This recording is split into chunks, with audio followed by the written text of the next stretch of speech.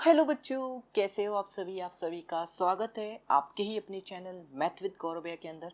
आज के इस वीडियो के अंदर हम करने वाले हैं आपकी एक्सरसाइज नंबर 3.1 का क्वेश्चन नंबर फर्स्ट के मेरे प्यारे बच्चों दोनों वर्ड प्रॉब्लम्स। तो चलिए स्टार्ट करते हैं मेरे प्यारे बच्चों। क्वेश्चन नंबर फर्स्ट का फर्स्ट पार्ट क्या कहता है, सबसे पहले ध्यान से समझते हैं कि 10 students of class 10th took part in a mathematics quiz. If the number of girls is 4 more than the number of boys, find the number of boys and the girls who took part in the quiz. अब क्या है भैया, एक class के 10 students क्या करते हैं, एक मैथमेटिक्स क्विज में पार्ट लेते हैं, मतलब भाग लेते हैं।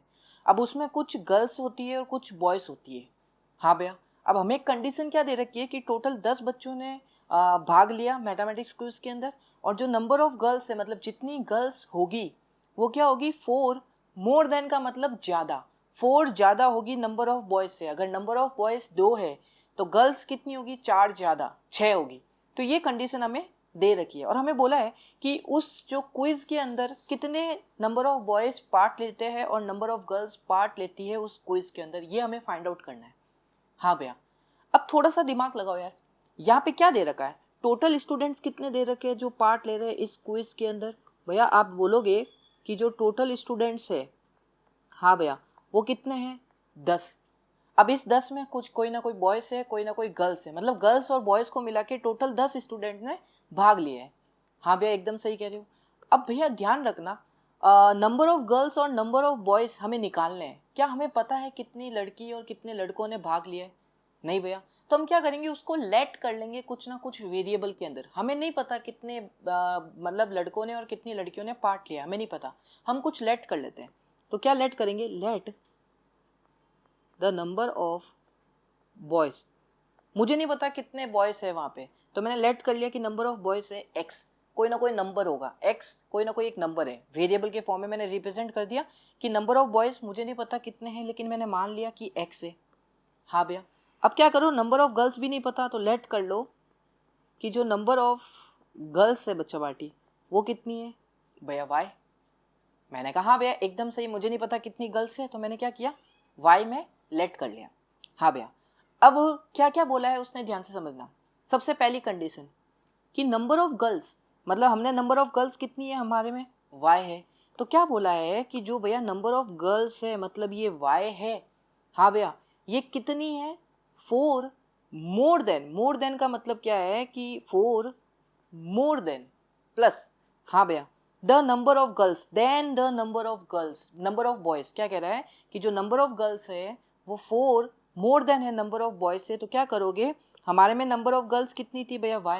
ये कितनी है, 4 मोर देन किससे, नंबर ऑफ बॉयज से। तो नंबर ऑफ बॉयज कितने हैं भैया, x, तो यहाँ पे x लिख दो। तो ये बन गई अपने पास पहली क्वाड्रेटिक, मतलब पहली लीनियर इक्वेशन इन 2 वेरिएबल। हाँ भैया, अब हमें एक और बनानी है। अब कैसे बनाएंगे, देखो उसने एक और कंडीशन दे रखी है कि टोटल जो स्टूडेंट्स थे जिन्होंने भाग लिया इस क्विज के अंदर, वो कितने थे, टोटल 10 थे। मतलब ये जो 10 स्टूडेंट्स है उसमें लड़कियां भी होगी और लड़के भी होंगे।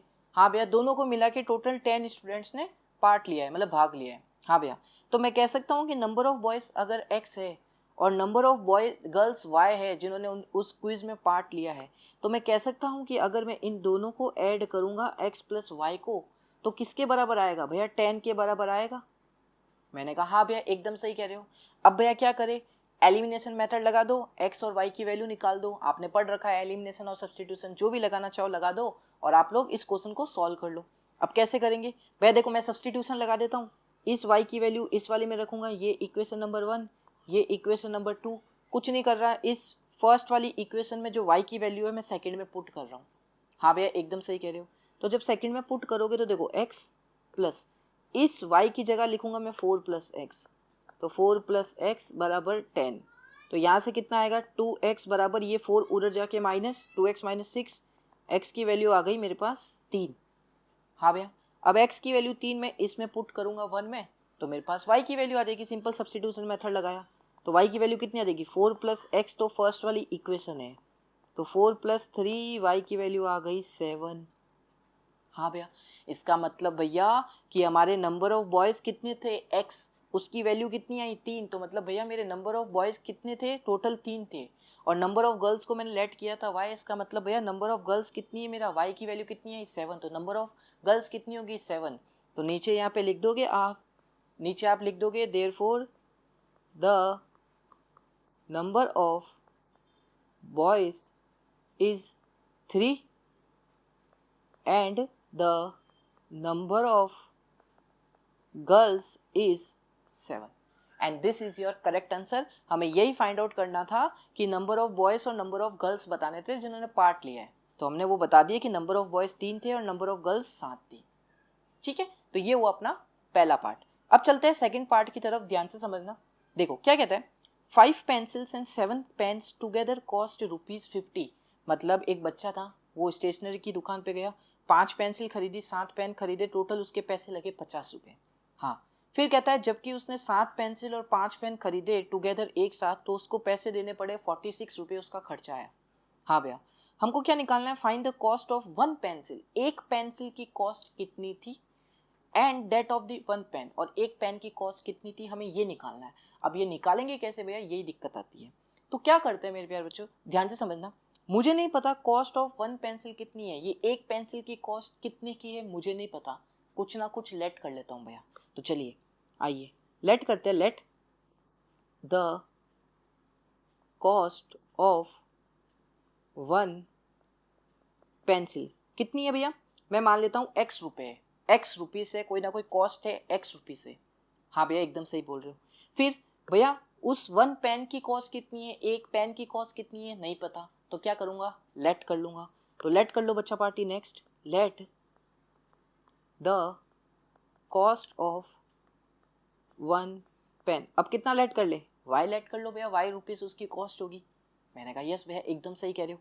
अब कंडीशन बनाओ, देखो क्या कह रहा है, उसने 5 पेंसिल खरीदी एंड 7 पेन खरीदे, दोनों एक साथ, 5 पेंसिल और 7 पेन एक साथ खरीदे, तो उसको टोटल ₹50 का खर्चा आया। ठीक है, अब सुनना, मैं एक बात कहता हूँ। मैंने आपसे ये बोला कि आप बाजार गए, हाँ, आपने 5 पेंसिल खरीदी और एक पेंसिल की प्राइस ₹5 है, तो टोटल कितना पैसा आपने खर्चा। मैंने क्या बोला, आपने 5 पेंसिल खरीदी और एक पेंसिल की प्राइस ₹5, तो टोटल खर्चा कितना है। तो क्या करोगे भैया, हमने कितनी पेंसिल खरीदी, 5। भैया एक पेंसिल की प्राइस कितनी है, ₹5, तो मल्टीप्लाई कर दोगे जितनी क्वांटिटी है आपने खरीदी है और एक उसकी प्राइस की, एक प्राइस की आपने यहाँ पे लिख दी, मल्टीप्लाई करोगे तो टोटल कॉस्ट आ जाएगी आपके पास कि आपका टोटल खर्चा कितना लगा। उसी प्रकार यही कंसेप्ट मैं इधर लगा रहा हूँ मेरे प्यारे बच्चों।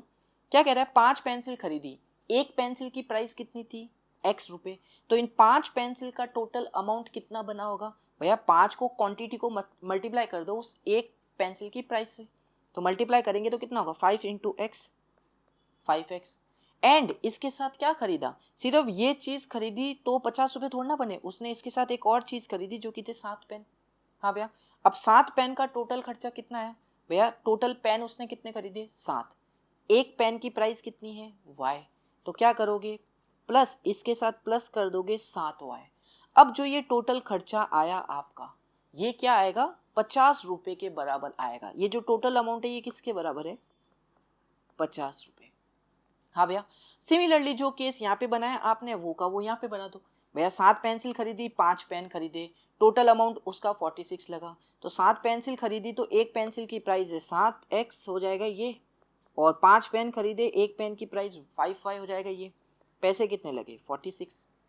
हाँ भैया, अब आपके पास 2 इक्वेशन बन चुकी है। मैंने कहा बन चुकी है, तो क्या करो, मैं सब्स्टिट्यूशन मेथड लगा देता हूँ, मुझे वही लग रहा है सही, तो नहीं तो क्या करोगे आप, एलिमिनेशन मेथड लगा दे या फिर सब्स्टिट्यूशन ही लगा दे, सब्स्टिट्यूशन ईजी रहेगा यार यहाँ पे, है ना। तो क्या करता है, सब्स्टिट्यूशन लगाने से इस वाली इक्वेशन से मैं किसी भी एक वेरिएबल की वैल्यू निकाल देता हूँ। सपोज करो मैं यहाँ से y की वैल्यू निकाल रहा हूँ, तो 7y 50 माइनस का 5x, और y की वैल्यू कितनी आएगी, 50 माइनस का 5x अपॉन में 7, ये आ गई y की वैल्यू।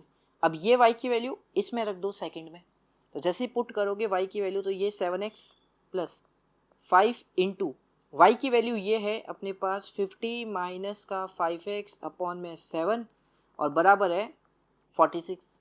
हाँ भैया, अब क्या करेंगे भैया, देखो नीचे यहाँ पे एलसीएम ले लो, इस चीज़ का आप एलसीएम ले लो, यहाँ पे डिनोमिनेटर 1 है, यहाँ पे डिनोमिनेटर 7 है, तो इसका आपको एलसीएम लेना पड़ेगा। तो जैसे ही एलसीएम लोगे ये बन जाएगा 49x प्लस, अब देखो ये 5 इस 50 के साथ मल्टीप्लाई होगा।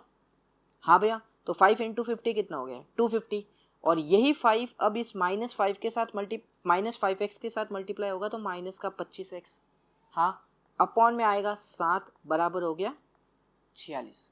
यस भैया, अब क्या करें, देखो भैया 49x माइनस का 25x करोगे तो आंसर आएगा 24x, तो यहाँ पे लिख दो 24x प्लस का 250, और ये 7 इसके साथ मल्टीप्लाई होगा तो 46 इंटू 7 कितना होता है भैया, देखो 46 इंटू 7, 7 5 से 36, 7 6 से 42, हाँ भैया 7 4 से 28, 28 322 आ रहा है, तो भैया ये हो गया 322, मैंने कहा एकदम सही। अब क्या करेंगे भैया 24x बराबर 322 माइनस का 250, हाँ भैया, और 24x बराबर कितना आएगा, इसको माइनस करोगे तो कितना आएगा 72। यस भैया, अब 24 इंटू 3 72 ही होता है, करके देख लेना, 24 1 जा 24, 2 जा 48 और 3 जा 72 ही होता है, तो काट देना 3 से, तो x की वैल्यू कितनी आ गई भैया 3। अब ये x की वैल्यू को क्या करोगे, जो हमने y की वैल्यू निकाली थी इन टर्म्स ऑफ x उसमें रख दोगे, मतलब ये जो x की वैल्यू आई ये इस वाली में रख दो, y बराबर 50 माइनस 5x अपॉन 7, तो y की वैल्यू आ जाएगी। तो जैसे ही रखोगे तो देखो y कितना बनेगा 50 माइनस का x की वैल्यू देखो यहाँ पे 3 रखोगे तो 5 इंटू 3 होता है माइनस का 15, तो यहाँ बचेगा 15 अपॉन में 7। अब ये बनेगा y बराबर बनेगा अपना 35/7, तो आंसर आएगा आपका y की वैल्यू आ जाएगी 5। अब ये x और y मेरे थे क्या भैया, x क्या था हमारा द कॉस्ट ऑफ 1 पेंसिल, इसका मतलब एक पेंसिल की कॉस्ट कितनी है x, और उस x की वैल्यू कितनी आई 3, तो इसका मतलब एक पेंसिल की कॉस्ट 3 रुपये है, और एक पेन की कॉस्ट को y माना था, इसलिए एक पेन की कॉस्ट कितनी हो जाएगी 5। नीचे आप लिख देना है, ये तो आप लिख सकते हो ना, therefore the cost of 1 pencil is 3, therefore the cost of 1 pen is 5। तो ये है मेरे प्यारे बच्चों आपका question number first complete. I hope आपको अच्छा लगा हो, तो वीडियो को लाइक, चैनल को सब्सक्राइब कर सकते हो। नीचे आपको डिस्क्रिप्शन में कंप्लीट प्लेलिस्ट का लिंक दे रखा है, वहाँ पे जाके देख सकते हो। कोई भी डाउट आता है क्लास 10th मैथ के अंदर, प्लीज़ जाके मेरा चैनल सब्सक्राइब कर लो फटाफट। नीचे टेलीग्राम लिंक दे रखा है, वहाँ पे अपना कोई भी डाउट हो मुझे सेंड कर सकते हो। इंस्टाग्राम पे फॉलो कर सकते हो, ट्विटर पे फॉलो कर सकते हो, अगर गौरव भैया अच्छे लगते हो। ठीक है, मिलते हैं नेक्स्ट वीडियो के अंदर नेक्स्ट सॉल्यूशंस के साथ, तब तक के लिए Hold me close till I get up. Time is barely on our side. I don't wanna waste what's left. The storms we chase are leading us.